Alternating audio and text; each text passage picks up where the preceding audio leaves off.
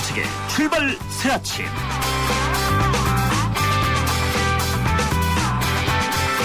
해가 짧아서 그런지 시간이 참 빨리 가는 것 같습니다. 1월달도 벌써 중순을 넘어서고 있습니다. 여러분 안녕하십니까. 출발 새 아침의 김은책 변호사입니다. 북한의 핵과 미사일 능력은 어느 정도일까요? 과거 우리 국방장관은 일단 유사시에 적의 거점을 선제 타격하겠다, 이런 말을 자주 하곤 했습니다. 이른바 킬체인입니다. 우선 이 말씀엔 두 가지 맹점이 있습니다. 하나는 일단 유사시가 언제인지 알 수 있는 능력이 우리에겐 없다는 겁니다. 둘째, 적의 거점을 선제 타격할 무기가 없다는 것이죠. 다행히도 우리는 글로벌 호크기를 도입합니다. 이제 남은 건 음속 10배의 속도로 날아가는 탄도미사일을 개발하는 겁니다. 아직 우리가 안심하긴 이르다는 겁니다. 1월 17일 금요일 순서입니다. 국회 세미나에서 북한 무수단위에서 1000kg 핵탄두가 실린 미사일을 쏘면 11분 15초면 서울에 떨어진다는 무시무시한 시뮬레이션 결과가 발표됐습니다. 그런데 1000kg이 아닌 500kg짜리 경량화된 핵탄두를 실은 미사일을 쏘면 몇 분이면 올까요? 잠시 뒤 일부에서 국회에서 발표했던 최봉환 교수를 연결합니다. 지방선거 슬슬 재밌어집니다. 우선 인물란에 허덕이는 새누리당이 생각보다 어려워 보입니다. 오늘 2부에서는 새누리당에서 유일하게 서울시장 후보로 나선 이혜훈 최고위원을 연결해서 지방선거의 전망을 들어보겠습니다. 5만 원짜리가 금고 속에 꼭꼭 숨어 있습니다. 발행 잔액이 40조를 넘었습니다. 사람들은 왜 은행에 돈을 넣지 않고 움켜쥐고 있을까요? 사무부에서 전문가 의견 듣겠습니다. 매주 금요일 마련하는 인물 포커스, 오늘은 우리 시대의 맥가이버 천의 목소리 승우 배한승 교수와 함께합니다. 전책의 출발 사진 출발합니다.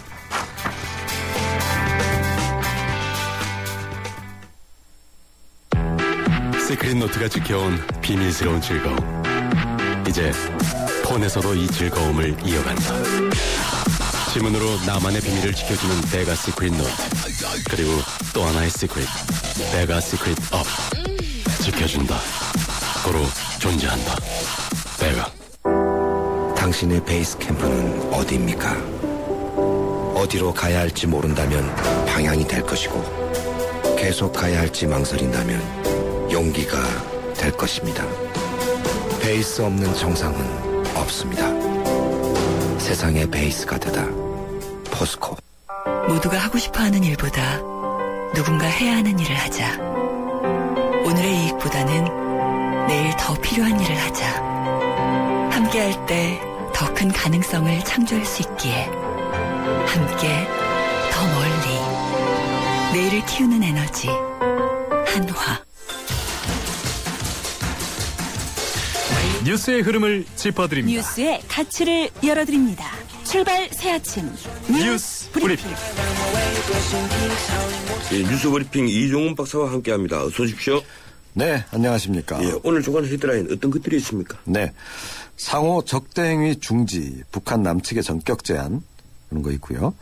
북한 붕괴 등 급변 대비 한미 준비태세 강화, 이 성김 주한 미국 대사 인터뷰 내용도 있습니다. 통일 한국 안보비 연 21조 줄어든다. 이 북한 관련한 내용이 좀 많고요. 공기업 파티 끝났다. 현오석 선언했지만 정치인 낙하산 3배다. 이런 내용도 있습니다. 또 김진태의 검찰 과거로 퇴행, 이런 내용도 있습니다. 예, 공기업 파티 끝났다. 이 현오석 부총리가 선언했지만 정치인 낙하산 3배다. 이 얘기 어제 제가 코로직 멘트에서 했던 얘기인데, 네. 예, 오늘 제목으로 뽑혔네요. 북한이 갑자기 적대 행위를 중단한다고 제안해왔죠? 네, 그렇습니다. 이 밤에 갑자기 이 북한이 국방위원회 명의로 우리 민족끼리의 단합된 힘으로 북남 관계 개선에 활로를 열어나가자. 그러면서 이 남조선 당국에 보내는 중대 제안을 발표를 했습니다. 이 남조선의 현 집권자들만이 급변 사태에 허황한 꿈을 꾸다 못해 있지도 않은 도발과 위협에 대해서 꾸며대면서 정세를 고의적으로 긴장시키고 있다. 이렇게 지적을 먼저 했고요. 북남 관계를 개선하고 민족적 화해와 단합을 이룩하려는 것은 우리 군대와 인민의 변함없는 입장이다. 그러므로 우리는 오는 1월 30일부터 음력 설명절을 계기로 서로를 자극하고 비방중상하는 모든 행위부터 전면 중지하는 실제적인 조치를 취하자는 것을 남조선 당국에 정식으로 제의한다. 이렇게 일단 공개를 했네요. 예. 긴급 안보 정책 조정 회의도 열었다고 하던데요. 네, 그렇습니다. 어제 저녁 때 이제 청와대에서 긴급 국가안보 정책 조정 회의가 소집이 된 거고요. 우선 북한의 이런 그 제안과 관련해서 논의를 집중적으로 한 것으로 알려지고 있습니다.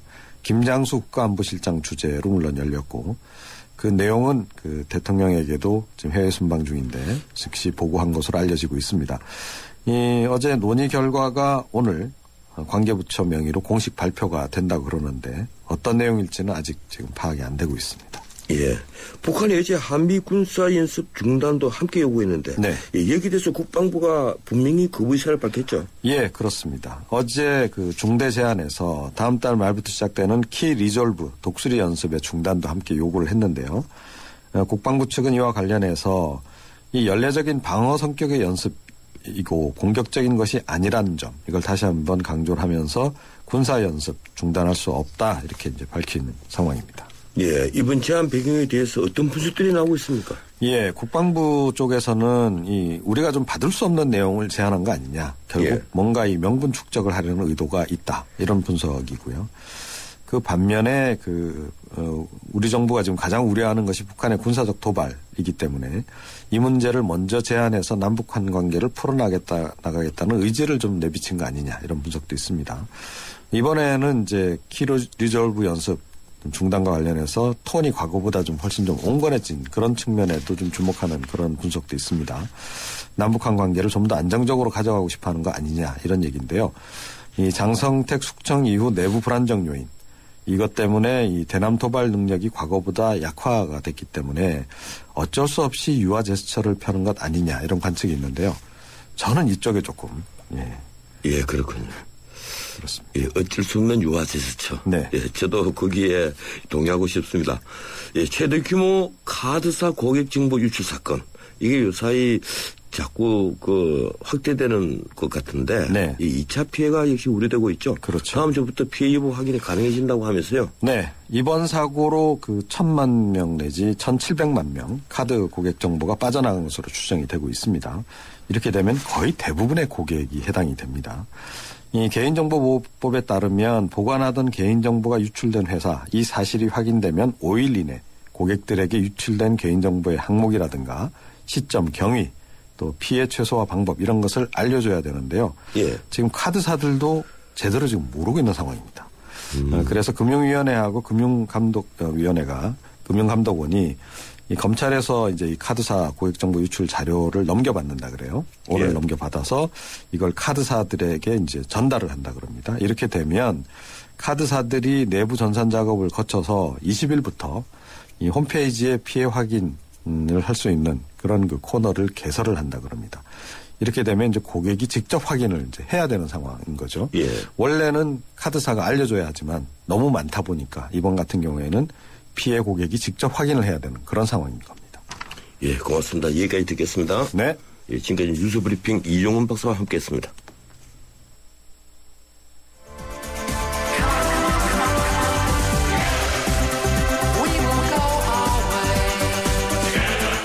안녕하세요. 꼴꼴꼴이에요. 신문선입니다.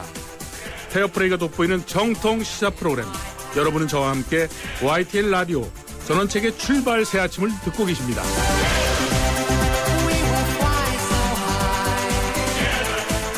북한이 보유하고 있는 미사일에 대한 위협은 그동안 꾸준히 논의되어 왔습니다. 북한 노동미사일은 한반도 전역에 공격이 가능한데요.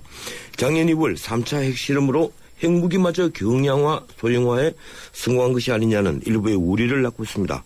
지난 15일 국회에서 열린 세미나에서 바로 이 핵미사일 위협에 대한 논의가 있었습니다. 핵미사일이 불과 11분 정도면 서울까지 도달할 수 있다는 주장이 제기되었죠. 중요한 건 현재 우리 군 방어 체계로 이를 방어할 수 없다는 겁니다. 이번 세미나에서 시뮬레이션 결과를 발표한 최봉환 한남대 산업경영공학과 교수 의견 듣겠습니다. 전화 연결되어 있습니다. 최 교수님 안녕하세요. 네, 안녕하십니까. 예, 이 교수님께서 수요일 국회 세미나에서 무수 단위에서 노동미사일이 발사됐을 때 서울까지 도달 시간을 11분 15초로 제시하셨습니다. 많은 국민들이 그것만으로도 엄청난 충격을 받았는데 어떤 조건 아래서 이루어진 시뮬레이션이었습니까?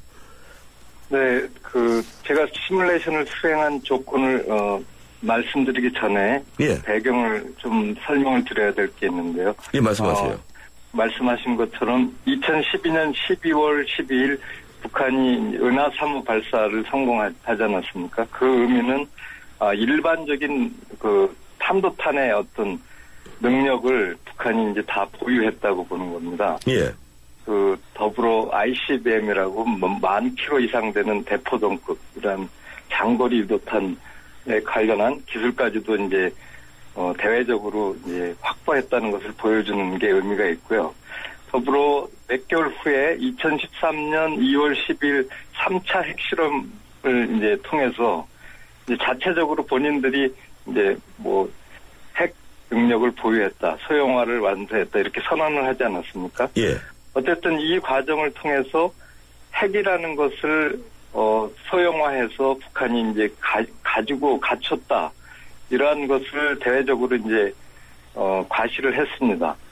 그러면 이제 제가 이런 탄도탄의 능력과 핵의 능력 이것을 접목하는 부분을 이제 분석을 해보면 운반체의 특성이라든가 이제 소형화된 탄두 중량을 이제 탑재해서 그 운반하는 발사하는 탄도탄 이러한 것을 분석해 볼 때 북한에서 가질 수 있는 사용할 수 있는 핵을 탑재해서 사용할 수 있는 탄도탄이 뭐 여러 개 보유가 한 것 중에 노동이라든가 무수단이 가능하다 이러한 이제 그 판단이 국내외 전문가 저를 포함해서 이제 판단이 되는 그런 상황입니다. 그래서 이제 제가 시뮬레이션을 수행하기 위해서 이제 가정을 한 것은 이러한 노동 무수단 이제 앞서 핵탄두 탑재 가능하다는 그런 판단되는 노동 무수단급의 핵탄두를 탑재했다 이런 가정하에서 이제 시뮬레이션을 수행하게 되었습니다. 예, 이 청취자 여러분들을 위해서 설명을 드리자면 노동 미사일은 1000km 내외의 그 단거리 미사일, 뭐 일반적으로 보면 중거리 미사일이라고 할 수 있죠. 그리고 무수단리는 3,500km에서 5,000km까지 그걸 넘었으면 이제 ICBM이 되는 겁니다. 예, 그렇게 말씀을 드리고요. 예, 근데 일단 그 탄두의 1,000km 정도를 얻는 것을 조건으로 하셨다면서요? 네네. 그 시뮬레이션의 가장 기본적인 가정은 유사시 북한이 이제 어떻게 쏠 것인가가 대전제가 됩니다. 예. 같은 노동이라도 이제 보통 일반적으로 1,300km를 말씀하신 대로 사거리를 갖추고 있는데요. 예. 이것은 기술적으로 그렇게 난이도가 높지 않은 어떤 발사 방법, 다시 말씀드리면 어떤 안에 탄두를 이렇게 중량을 이렇게 가변화시킨다든가요. 예. 그다음 인위적으로 발사 각도를 조정한다든가. 예. 그다음에 날아갈 때 에너지를 최소화할 수 있는 발사각을 유지한다든가 이런 다양한 방법을 통해서 사거리를 조정할 수가 있습니다. 예, 그렇군요. 근데 이거는 기술적으로 그렇게 큰 난이도를 갖고 있지 않는 거기 때문에 얼마든지 이제 그 가변적으로 적용을 할 수가 있는 거죠. 그래서 저도 탄두 무게, 발사 각도, 뭐 에너지 조절 이런 것을 고려해서 1,000km 정도 사거리가 가능한 그 방법을 시뮬레이션에 적용을 했습니다. 예, 그런데 저희들이 또 하나 걱정스러운 것은요. 이 탄두가 1,000km가 아닌 이제 경량화 소형화된 예컨대 500km 정도의 그 HU탄 고농축 우라늄탄을 이제 탄두에 올렸을 때 이 무수단위에서 서울까지 불과 한 5분 40초 정도 걸린다 하는 의견도 과거에 나온 적이 있었습니다. 이 탄두가 줄어들 경우에 도달 시간이 더 단축될 수 있다는 겁니까? 그렇죠. 8분 40초라고 말씀하셨는데 이제 제 시뮬레이션 결과는 한 11분 정도 나오지 않습니까? 예. 이제 앞서 말씀드린 것처럼 그 기술적 난이도가 그렇게 높지 않은 탄두 무게, 탄두 이제 실는 무게죠. 그다음 발사 각도, 뭐 에너지를 최소화해서 조절하는 방법 이런 기술을 쓰면 얼마든지 그 좀 이 사거리라든가 비행 시간이 이제 조정되는 거죠. 조정될 수 있는 거죠. 그것은 이제 상대방이 쏘는 사람이 그 이쪽 위협을 받는 사람에게 얼마만큼 큰 위협을 줄 수 있나 이것을 토대로 해서 아마 뭐 조정을 하지 않을까 이렇게 판단이 됩니다. 이 청취자를 위해서 그 제가 좀 설명을 드리겠습니다. 이게 탄도미사일은 올라갈 때는 천천히 올라가고 이제 내려올 때는 굉장히 빠르게 내려오지 않습니까? 네네. 예. 그런데 일반적으로 만약에 시간이 짧아질수록 그 탄도미사일을 우리가 요격하기가 점점 더 힘들지 않을까요? 맞습니다. 그 말씀하신 것처럼 이제 그 탄도탄이라는 게 처음에 이제 추진 단계라고 합니다. 전문 용어로. 추진 단계에서는 이제 속력을 내기 위해서 이제 아무래도 라켓이 분사돼가지고 나가는 시간. 그것이 이제 속도가 이제 가속도가 붙기 전까지는 이제 좀 속력이 좀 낮고요. 그 다음에 이제 중간 비행 단계라는 게 있습니다. 일반적으로. 예. 거기는 이제 공기가 없고 그러니까 상당히 그 안정된 이렇게 비행을 하고, 그 다음에 이제 마지막 단계에 다시 공기가 있는 대기권으로 진입하는 한 100km, 예. 지상에서 한 100km 정도 이 구간이 이제 그 가속도가 붙고, 그 다음에 온도라든가 공기 저항 이런 것으로 그 외부 환경에서 탄도탄이 아주 다변화됩니다. 그 움직임이. 예. 그러니까 요격하기가 이제 맞추기가 굉장히 어려운 그런 현상이 3가지 정도로 구분돼서 일어날 수 있죠. 예, 근데 교수님께서 이제 11분 15초에 도달한다고 보았을 때, 예, 그렇더라도, 우리에게 피해가 올 수 있는 그 패트리어트 3 이런 것보다는 이제 SM3처럼 고고도 미사일, 그러니까 올라오자마자 이제 우리가 때려줘야만 된다. 이런 그 주장을 한 것으로 저는 듣고 있습니다. 네네, 예, 맞습니다. 예. 그, 일반적으로, 이거는 뭐 제가 개인적으로 이제 많은 연구를 좀 해봤는데요. 예. 제가 이제 미사일, 그러니까 탄도탄의 위협, 북한 같은 그런 위협을 받고 있는 나라들을 한 8나라를 조사를 해봤습니다. 미국, 유럽, 이스라엘 등 대만까지도요. 이런 모든 나라들이 대부분 대만을 제외하고는 거의 그 다단계, 그러니까 단계별로 그 방어를 하는 그런 무기체가 개념을 갖고 있습니다. 예. 그 이야기는 지금 말씀하신 것처럼 3단계로 나눠지는 그 탄도탄의 특성에 따라서 어느 그 분야에서 어느 구역에서 방어를 해야지 가장 효율적일까. 탄도탄의 움직임이 이제 가장 보편화돼 있고 그러한 곳에서부터 즉 멀리서부터 높은 곳에서부터 이렇게 요격을 방어를 하는 개념과 무기 체계들을 다 가지고 있습니다. 그러한 것도 제가 참고를 했고요. 또 제 자신도 어떻게 해야지 그 핵이라는 문제, 예. 즉 핵이라는 문제는 한 발이라도 우리 그 영토에 들어오면 문제가 심각하지 않습니까? 예. 그럼 그것을 완벽하게 막는 방법이 뭔가? 그거는 우리 영토에 들어오기 전에 막아야 되겠다. 혹은 가장 멀리서 막아서 그 피해가 우리 국민의 안전에 직결되지 않아야 되겠다. 이런 관점으로 봐야 됩니다. 핵이라는 관점에서는. 그렇다면은 가장 가능한 높은 곳에서부터 요격을 해서 우리 안전을 지켜야 된다는 그런 개념을 이제 제가 제시하게 되는 거죠. 예, 근데 이제 고고도 미사일 가장 그 높은 데서 때려주는 것이 SM3 일반적으로 알려지고 있기로 그렇고, 그 다음이 이제 사드 미사일, 그리고 이제 땅에 떨어질 때 그걸 요격하는 것이 패트리어트 3이지 않습니까? 네. 예, 근데 우리는 지금 패트리어트 2를 가지고 있죠.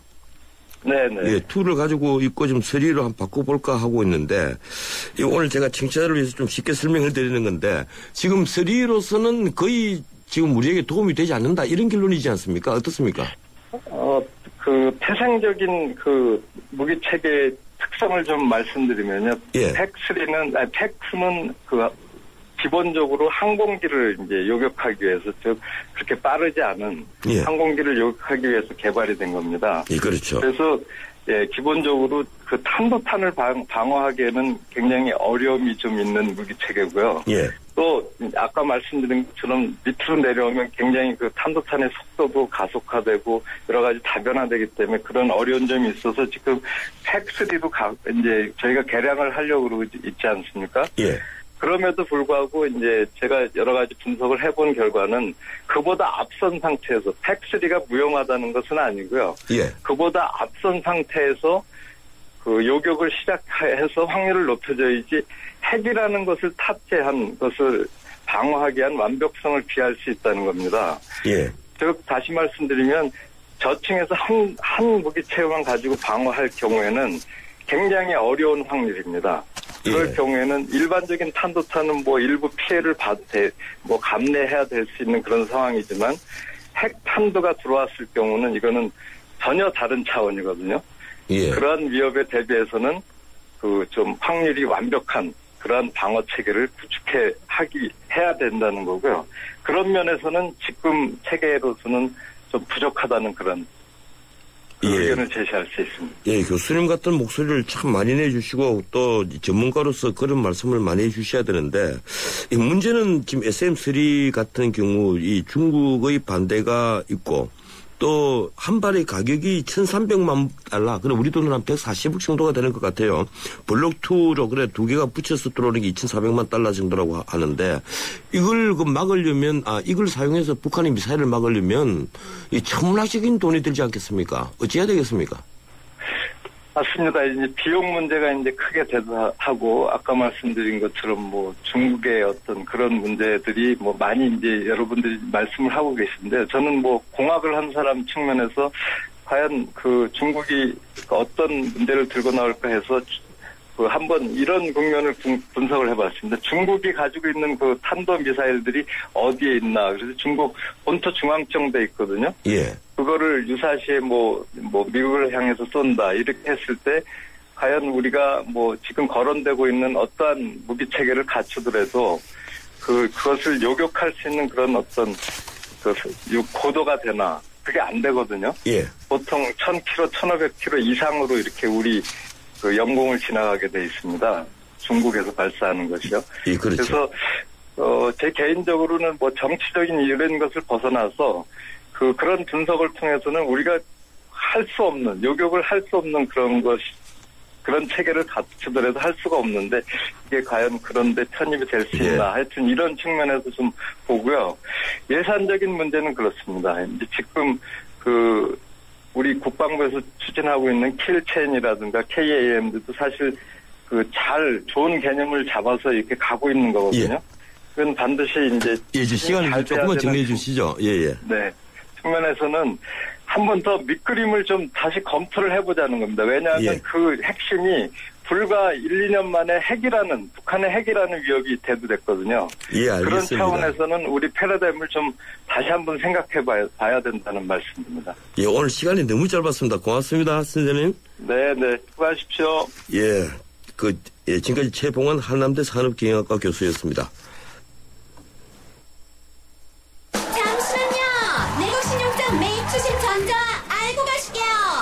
개설 통지에 이어 매일 추심까지? 내국 신용장 전체 업무를 빠르고 편리하게 검색창에 전자내국 신용장을 치세요. 늦기만 하니까. 2월부터는 내국 신용장 업무는 이제 은행 가면 안 돼. 이 캠페인은 산업통상자원부와 한국무역협회가 함께합니다. 미안해 깎아주지 못해서 11번가의 이름으로 깎아줄 테다. 하지만 11번가로 가면 다양한 할인에 마법으로 모든 걸 깎아줄 테야. 카드 할인, 포인트 할인, 쿠폰 할인, 모바일 할인. 시스타와 함께 할인의 마법은 계속된다. 11번가. BMW 엑스드라이브가 알려드리는 교통정보 김유리입니다. 갑작스런 폭설로 도로 곳곳이 빙판길입니다. 교통안전에 당신에게 날씨는 두려움입니까? 즐거움입니까? 어떤 상황에서도 지능적으로 대응하는 BMW 엑스드라이브. 드라이빙의 즐거움은 계속됩니다. 예, 1부 순서는 여기까지입니다. 잠시 뒤 2부 이어갑니다. 천년왕국 신라의 수도 경주. 인구 100만 명을 넘어선 거대 도시 경주는 당시 세계적인 국제무역항이었습니다. 1500년 전 아랍과 인도, 동남아시아, 심지어 아프리카에서 온 수많은 사람들이 신라 사람들과 어울려 경주 시내를 활보하는 모습은 지금의 국제도시 서울과 다르지 않습니다. 이미 신라는 다문화 사회였으며 개방의 나라였던 것입니다. 우리 민족이 잠재된 글로벌 DNA. 이제는 대한민국을 찾는 많은 외국인들을 포용하고 융합하는 우리의 큰 힘입니다. 이 캠페인은 글로벌 뉴스리더 연합뉴스와 함께합니다. 서양 고전음악을 완성시킨 천재 작곡가 악성 베토벤. 그의 음악적 잠재력을 일깨워준 사람은 스승인 크리스티안 네페 선생님이었습니다. 네페 선생님은 지루한 이론과 반복적인 연습을 강요하지 않았습니다. 이탈리아와 프랑스, 독일의 유명한 오페라를 감상할 기회를 마련했고 어린 베토벤이 음악에 대해 더 깊이 느끼고 생각할 수 있도록 이끌었습니다. 가르치는 것이 아니라 깨우치는 교육, 아이들의 잠재력을 활짝 꽃피우는 우리 교육의 희망입니다. 이 캠페인은 I am the key, 눈높이 대교와 함께합니다.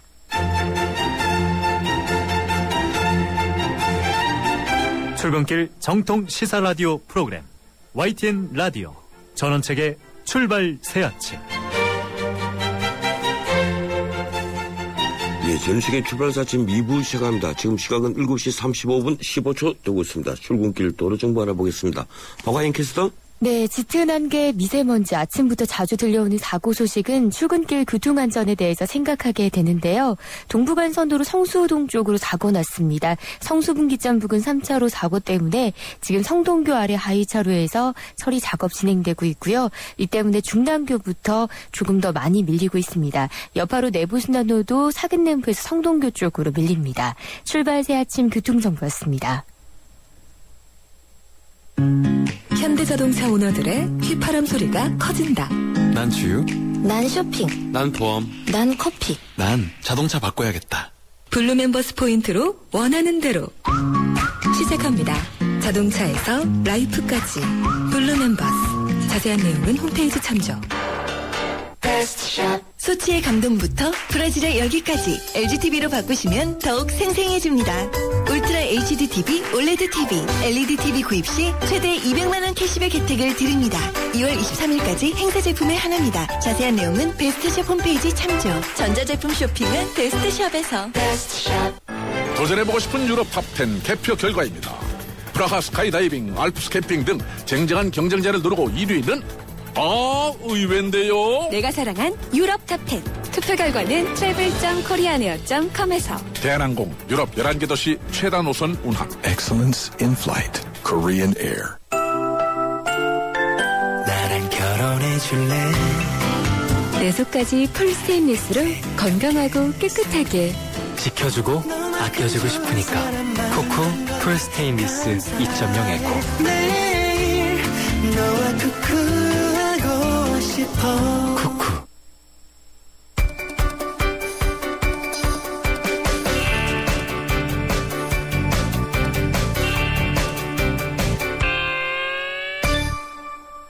예, 이번에는 국제뉴스 알아보겠습니다. 중앙일보 국제부 강혜란 기자 전화 연결되어 있습니다. 안녕하세요, 강 기자님.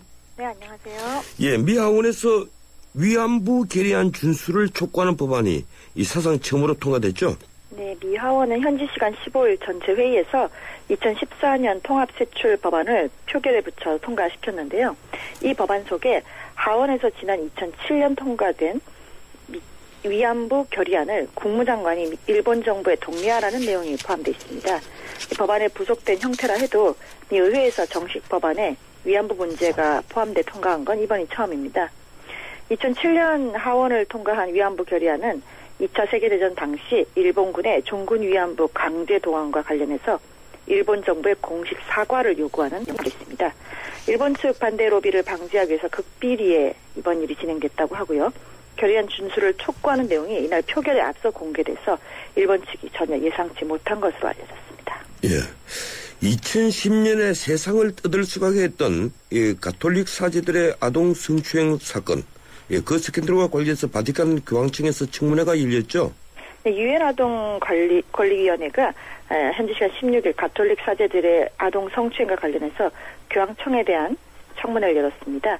교황청이 성추문과 관련해서 대중 앞에서 입장을 밝힌 것은 이번이 처음인데요. 스위스 제네바에서 실시된 이 청문회에서는 아동권리위원회 위원들이 교황청이 범죄를 은폐하려 했다는 의혹, 또 재발 방지 대책 등에 대해서 물었습니다. 교황청 측은 이런 범죄는 절대로 정당화될 수 없다. 교황청은 이런 범죄에 맞설 수 있는 정책을 연구하고 있고 사건이 피해자에게 미치는 영향을 해결하기 위해서 최선을 다하고 있다고 답했습니다. 아동권리위원회는 청문회와 보고서 내용을 검토한 뒤에 권고사항을 발표할 예정인데요. 법적인 강제성은 없지만 교회의 성추문을 국제기구가 처음 다뤘다는 점에서 교회 개혁에 나선 프란치스코 교황의 또 다른 시험대가 될 것으로 보입니다. 예, 이 세계가 자연재해로 몸살을 앓고 있는데 남반구 호주에서 찜통더위가 또 기승이군요. 1000여 건에 넘는 산불이 발생했다면서요? 예, 호주 지금 주요 지역은 섭씨 45도를 넘나드는 폭염에 시달리고 있습니다. 16일 멜버른의 낮 최고 기온은 섭씨 43.9도를 기록했고요. 17일에도 비슷한 날씨가 이어질 것으로 예보됐어. 100년 만에 처음으로 5일 연속 40도씨를 넘나드는 붓볕더위 속에 시달리고 있습니다. 멜버른에서 진행 중인 호주 오픈 테니스 대회가 이 때문에 잠시 중단되는 일도 있었고요. 76세 노인이 일사병으로 숨지는 일도 있었습니다. 또 붓볕더위와 건조한 날씨 영향으로 빅토리아주에서만 1천여 건의 산불이 발생했습니다. 냉방 수요가 급증하면서 전력 공급이 한계를 초과해 통근 열차 운행이 중단되고 또 1만 2천 가구 이상의 대규모 정전 사태가 벌어지는 등 호주 주민들이 아주 큰 불편을 겪고 있다는 소식입니다. 예, 이 러시아 소치 동계올림픽 개막이 3주 앞으로 다가왔는데 이 올림픽 준비 비용 횡령 논란이 또 벌어지고 있죠. 이번 소치 올림픽은 역대 올림픽 사상 최대 규모인 500억 달러, 한국 돈으로 약 53조 원 이상의 준비 비용이 책정돼 있는데요. 이 가운데 3분의 1에 해당하는 130억 유로, 약 19조 원을 올림픽 시설 건설에 참여한 러시아 친정부 기업들이 횡령했다는 주장이 나왔습니다. 이 스위스 출신의 국제올림픽위원회 IOC 위원이 지난 9일 이 같은 내용을 의혹을 제기하면서 부패가 러시아에서 일상화된 일이라고 비판을 했습니다. 이에 대해서 블라디미르 야쿤인 러시아 철도공사 사장은 기자회견을 통해서 반박을 하면서 증명 자료를 제시해라. 안 그러면 소송까지 걸겠다고 반발을 했는데요. 이쪽 주장은 이제 공사비가 예상보다 올라간 건 사실이지만 초기 산정에 실수가 있었고 보통 때보다 훨씬 빨리 공사를 해야 됐기 때문이라는 그런 것입니다. 야쿠닌 사장은 블라디미르 푸틴 대통령과 개인적으로 아주 가까운 사이로 알려져 있고요. 그가 이끄는 러시아 철도공사는 소치 내 도로와 철도건설에서 7개 올림픽 시설 공사를 맡은 것으로 알려져 있습니다. 예, 고맙습니다. 여기까지 듣겠습니다. 감사합니다. 예, 지금까지 중앙일보 국제부 강혜란 기자였습니다. 뉴스를 창조하는 시사 프로그램, 뉴스를 풀어내는 시사 프로그램, 전원책의 출발 새 아침. 예, 새누리당이 지방선거를 앞두고 어려운 입장에 빠졌다는 보도가 일일 나오고 있습니다. 이 수도권 세 곳에 야당을 압도할 후보가 없다는 것이죠. 핵심인 서울은 정몽준, 김항식 두 분이 다 고사 중이고 믿었던 경기도는 김문수 지사가 불출마를 선언했습니다. 그러다 보니 새누리당이 기들 곳은 야당이 연대하지 않아서 3파전을 벌이는 급분이라는 자주 섞인 말도 나왔습니다. 그런데 과연 그럴까요? 선거는 아무도 모르는 것이고 정치는 살아있는 생물 같은 것이라고 합니다. 새누리당 내부에서도 당내 주자들이 인지도를 높여야 한다는 주장이 나왔습니다. 거물급 외부 영입에 의존하는 것은 오히려 필패로 가는 하급 전략이라는 것이죠. 당사자인 새누리당 이혜훈 최고위원 전화로 연결합니다. 이 위원님 안녕하세요. 네, 안녕하세요. 예, 요즘 아주 재밌습니다. 지금 서울시장 후보 아직 우리 이 의원님밖에 없는 것 같아요. 잘 돼갑니까? 현재로서 출마 의사가 있는 사람은 그런 걸로 알고 있습니다. 예. 잘 돼야 될 텐데요. 예, 아직까지 새누리당, 네. 아직까지 새누리당 안에서 유일한 후보이신데 이러다가 경선 없이 단독 후보가 되는 것 아닙니까? 그런 일은 좀 피하고 싶습니다. 경선이 굉장히 중요한 선거 전략인데 그 경선이 성립되지 않으면 상당히 좀 불리하죠. 예. 예, 그러니까 경선이 있어야만 흥행이 되고 관심이 높아지고 후보의 장점이 드러날 수 있는데 지금 우리 이 의원님의 장점이 경선이 없으면 드러나지 않는다 이 말씀이지 않습니까? 예, 아무래도 이제 국민들께 본인이 어떤 서울을 만들지, 어떤 비전을 갖고 있는지 이런 부분을 말씀드리고 알릴 기회가 줄어들게 되고요. 또 하나는 이제 경선을 통해서 현역 시장이 어떤 부분이 부족한지, 뭘 잘못했는지 이런 부분들도 다 국민들께 알려지는데 경선이 없으면 그런 부분이 생략이 되기 때문에 굉장히 아쉽죠.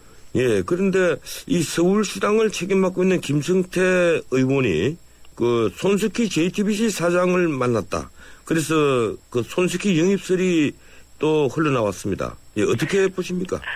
서울시당 위원장은 서울시장 후보를 뽑는 과정에서 아무 역할이 없습니다. 예, 그렇죠. 그러니까 직책 때문에 다들 많이 혼돈을 하시는데 그 서울시장 후보를 선정하는 과정은 중앙당에 속해 있기 때문에 서울시당에서 할 수 있는 일이 없다고 봐도 됩니다.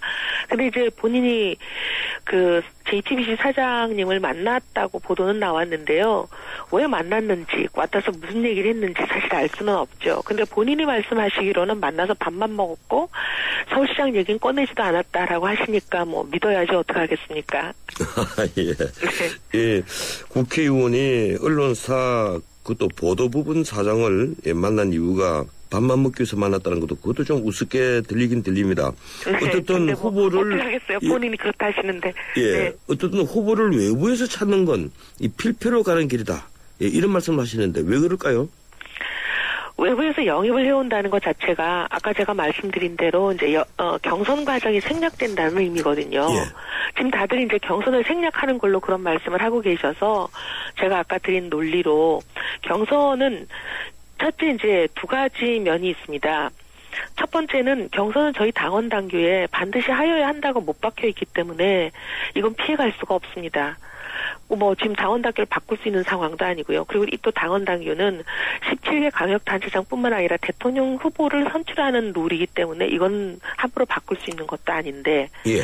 사실 이게 이제 그런 원칙의 문제와 별개로 굉장히 이게 중요하고 유리한 선거 전략의 하나이기 때문에 이렇게 당원 당규에 못 박혀 있습니다. 당시 이 당원 당규를 만들 때 뭐 수십 차례 전국 공청회를 하고 순회 토론회를 하고 또 엄청난 많은 전문가들과 당에 관련된 사람들이 모여서 지혜를 모은 결과 이 방식이 탄생을 한 것이거든요. 예. 근데 왜 이제 이런 방식을 만들었냐? 이게 국민 의견 50%, 당원 의견 50%로 후보를 선정합니다. 이게 굉장히 민주적이기도 하고 국민들의 뜻을 반영하는 것이기도 하고 그다음 이 경선을 하면서는 순회 토론회를 한다든지 합동 토론회를 한다든지 유세를 한다든지 여러 가지 이제 방송사 토론회를 한다든지 하는 이런 과정이 있습니다. 그런 과정을 통해서 아까 말씀드린 우리 후보들의 비전과 경쟁력이 낱낱이 다 국민들께 알려지고 또 상대 후보라는 건 여기서 상대 당이죠. 서울 같으면 이제 현역 시장인데 그 현역 시장의 문제점이나 잘못된 부분들이 낱낱이 국민들에게 다 알려지는 그런 자연스러운 과정이기 때문에 이것이 생략된다면 선거 전략으로는 상당히 하급 전략이 되는 거죠. 예. 그 새누리당 안에서 흥행몰이를 할 만한 인물이었다. 이런 얘기들이 이제 흘러나오곤 했는데 그걸 이제 분석을 해서 이런 얘기들을 합니다. 이 박 대통령이 2인자를 용인하지 않고 또 국회의원들이 자기 정치를 하는 걸 달가워하지 않는다. 그래서 이런 결과가 나왔다. 예, 친박계 핵심이었었는데 예, 우리 그 이 의원님이 그 친박 핵심이었지 않습니까? 어떻게 생각하십니까? 아니 뭐 어떤 현상에 대해서 각자 자기 나름 분석을 하고 뭐 해석을 다는 일이야. 예. 뭐 늘 있는 일이고 그 수많은 사람 중에 그렇게 얘기하는 사람도 뭐 한둘 있을 수도 있겠죠. 근데 이제 그런 거보다는 지금 당에서 소위 말하는 뭐 스타급 인물이다, 흥행몰이를 하는 인물 그런 인물을 지금 찾는 기준이 좀 다른 것 같습니다. 예. 어떤 뭐 예를 들면 스타라는 것은 지금 말씀하신 대로 밖에서 누굴 데려오자라고 할 때 인지도가 높은 그런 뭐 스타? 과연 누구를 의미하는 건지 모르겠어요. 근데 그런 분이 있다 한들 그런 분들이 서울시정을 제대로 이끌고 나가고 책임질 수 있습니까? 아니죠. 이 보는 시각 자체가 저는 좀 잘못되지 않았나 생각합니다. 그런 주장을 하시는 분들의 시각이. 예. 기본적으로 이제 내공이 있으면서 좀, 새누리당의 그 칼라와 맞는 분을 찾아야 되는데, 제가 보기에도, 그런 분은 쉽게 찾기 어렵겠죠? 그런데 안에 이 의원님 같이 훌륭하신 후보를 다 놓아놓고 자꾸 다른 사람을 또 찾고 다니니까, 그게 저희들이 보기에는 좀 이상하게 보이는 것 같아요. 뭐, 한 분 계시는 건데, 뭐 그분 얘기가 전체 당의 의견도 아니고, 예. 그분 말씀 자체가 뭐 결정력을 갖고 있는 것도 아니고, 너무 그렇게 신경 안 쓰셔도 될 것 같습니다. 예. 그런데 이 새누리당은 부인하겠지만 이번 선거가 박 대통령에 대한 중간 평가적 성격이 있는 것도 사실이거든요. 그래서 청와대가 후보에 대한 의견을 피력을 하면 쉽게 말하면 대통령이 나 이런 사람이 됐으면 좋겠다 이렇게 의견을 피력하면 그게 아마 또 매이지 않을까. 쉽게 말하면 당원 친박계가 좌지우지하고 있고 대통령 입김이 그 모든 것을 다 흔들어 버리지 않겠느냐 이런 이제 주위의 시각이 많습니다. 어떻게 생각하십니까? 첫째, 굉장히 중요하죠. 그리고 중간 평가가 아니라고 말씀드리고 또 아니지만 또 많은 언론들이 그렇게 해석을 해서 중간 평가다라고 이제 시작을 하면, 그러니까 기사를 쓰기 시작을 하면 많은 국민들이 또 그렇게 받아들이실 수 있습니다. 예. 그런데 이제 그거와 별개의 문제로 대통령이 그럼에도 불구하고 중간평가로 모든 선거가 해석된다 하더라도 그럼 박근혜 대통령이 개입을 하실 분이냐? 정치를 박근혜 대통령이 정치하시는 걸 10년 가까이 옆에서 봤습니다. 예. 단 한 번도 그런 적이 없고 절대 그런 일을 안 하시는 분이기 때문에 그리고 또 박근혜 대통령은 본 나름 원칙을 세우시면 그걸 굉장히 지키는 분이라서 저는 이번에도 그런 일은 없다. 100% 확신하고 있습니다. 예, 그렇군요. 예, 어떻든 이제 선거가 이제 한 넉 달 조금 더 남았죠. 네. 예, 그런데 서울 시민들이 이 중간 선거에 있어서는 야당을 비교적 많이 선호를 해왔습니다. 과거 쭉 그래왔고요. 거기에다가 지금 현역이 이제 박원순 서울시장이시고 지명도에다가 현직 프리미엄까지 있는데 만약에 이제 3위 후보가 등장을 하지 않는다면 이 새누리당의 승산을 어느 정도로 보십니까? 만들어야죠. 승산을 어느 정도 본다. 이거는 이제 관전자들이 할 수 있는 얘기고요. 예. 선수는 승산이 어느 정도 되느냐에 매이지 말고 사력을 다해서 만들어야죠. 그래서 저는 이제 관전자들이 할 수 있는 승산이 어느 정도다 이런 말씀을 좀 드리기는 어렵고요. 예. 그런데 이제 물론 이제 3자 구도 또는 이제 야권이 더 분열해서 정의당도 후보를 내고 통합당도 후보를 내고 이렇게 되는 상황이면 야권이 분열하면 새누리당이 더 유리해지는 건 사실입니다. 예. 하지만 선거를 준비하는 사람 입장에서는 가장 최악의 시나리오를 상정하고 준비하는 것이 기본이기 때문에 박원순 시장과 1대1로 본선에서 만나게 된다라는 시나리오 그런 상정하에서 준비하고 있습니다. 예, 본선에 나가신다면 어떤 슬로건을 사용하실 겁니까? 그거는 저희 영업 비밀이기 때문에 출마 선언에서 말씀드리겠습니다. 예, 제가 아주 우문을 드렸군요. 예. 그런데 지금 안철수 의원 쪽에서 새누리당 후보, 서울시장 후보로 이 장하성 의원이, 장하성 교수가 계속 거론이 됩니다. 네. 예, 어떻든 안철수 신당 쪽에 있어서는 이번 지방선거에 야권 인대는 없다. 후보를 내지 않는 일도 없을 것이다. 이런 얘기를 계속 하고 있는데. 네. 이 장하성 교수를 비롯한 이 안철수 신당의 경쟁력 어느 정도로 보고 계십니까? 지금 이제 안철수 신당이 생기지도 않았는데 신당이 생긴다는 가정하에 여론조사를 하면, 민주당을 앞서는 걸로 나오지 않습니까? 압도하는 걸로 나오죠. 예. 네. 상당히 국민들의 기대가 크다고 볼 수 있는 상황인데요. 근데 저는 일단 안철수 의원께서 그동안 뭘 한다고 해놓고 하시는 걸 못 봐가지고 신당을 만든다고 하시지만 과연 이제 국민들이 기대하고 있는 그 수준의 그런 세력화를 이루어낼 수 있을지 아직은 잘 모르겠고요. 예. 그다음에 서울시장에 후보를 낸다라고 끊임없이 얘기를 하고 계시지만 과연 낼 수 있을지 그것도 아직 확실할 상황은 아닙니다. 일각에서는 안철수 의원께서 박원순 시장과의 개인적인 친분, 지난번에도 그냥 단 하루만인가 후보를 통 크게 양보하신 적이 있잖아요. 예. 근데 그런 일이 또 없으리란 보장이 없기 때문에 그런 부분에 대해서는 아직 확실하게 말씀드릴 수 있는 건 아닌 것 같습니다. 근데 저는 이제 이번에 신당을 만든다, 자체 세력화를 한다라고 끊임없이 국민들 앞에 약속을 했던 안철수 의원께서 지난번처럼 개인적인 친분이나 여러 가지 개인적인 관계 때문에 통 크게 또 양보를 하시는 결단을 내린다면 저는 그거야말로 새 정치가 아니고 구태 정치다 그렇게 생각을 합니다. 예. 이 끝으로 마지막 질문 하나만 더 드리겠습니다. 이 민주당이 김한길 대표 기자회견으로 약간 색깔이 좀 바뀌지 않느냐 이런 느낌을 좀 주고 있습니다. 대북 정책도 좀 바뀌는 것 같고요. 그리고 경제를 말씀을 갑자기 경제 말씀을 많이 하시고 그래서 새누리당과 민주당 간에 어떤 정책적 차이가 있느냐 어떤 칼라 차이가 있느냐 이런 의문이 드는데 좀 짧게 말씀해 주시겠습니까? 우클릭을 하는 걸로 많이 포장을 하고 계시지만 근본적으로 저것은 말일 뿐 실체가 달라지지 않는다는 것은 국민들이 누구보다 잘 아실 겁니다. 햇빛 정책에 대한 평가도 내놓은 지 하루 만에 우왕좌왕 하시잖아요. 결국은 햇빛 정책이 문제가 있다라는 그 말씀 자체가 그냥 선거에 중도층 표를 얻기 위한 것일 뿐 본인들의 실체가 전혀 달라지지 않았다는 거는 냉정한 국민들께서 보고 계실 줄 압니다. 예, 알겠습니다. 고맙습니다. 여기까지 듣겠습니다. 네, 감사합니다. 예, 지금까지 새누리당 이혜훈 최고위원이었습니다. 차들이 다 이천으로 빠지고 있네? 아, 롯데 아울렛이 있었네. 여보, 우리도 이제 가까운 이천으로 갈까? 이천 롯데 프리미엄 아울렛 오픈. 12월 13일부터 쇼핑이 더 가까워진다. 해외 명품부터 아동 스포츠까지 350여 개 유명 브랜드 이천 롯데 프리미엄 아울렛. 진짜 크고 가깝네. 연아가 알려주는 좋은 물의 조건. 물 드실 땐 꼭 수온지를 확인하세요. 저는 지하 180m 천연 안만수와 드넓은 구규림이 있는 해발 680m 강원도 평창을 꼭 확인해요.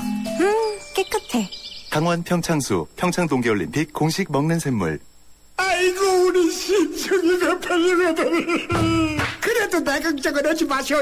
심청이가 안심폰을 주고 갔으니까 이 안심폰은 24시간 긴급 출동의 건강상담 서비스까지 받을 수 있어이다. 알뜰폰에 새콤을 더하면 S1 안심폰. 삼성 디지털 프라자에서 만나세요. 하이마트 무한만족팀 뭐 좋은 아이디어 없나? 그렇다면 하이마트 신년 축하 사은 대잔치. 풍성한 사은품과 최고 200만원 캐시백, 최고 24개월 카드 혜택을 1월 10일부터 26일까지. 자세한 내용은 매장에 문의하세요. 전자제품 살 땐 하이마트로 가요. 예, 저희 출발 새아침에서는 지방자치 출마 예정자들을 만나보고 있습니다. 오늘 그 첫 순서로 새누리당 이혜훈 최고위를 만나봤는데요. 다음 주 월요일에는 송영길 인천시장을 만나볼 생각입니다. 예, 출발 새아침 2부, 예, 여기까지고요. 8시 뉴스 들으시고 8시 10분에 3부 이어갑니다.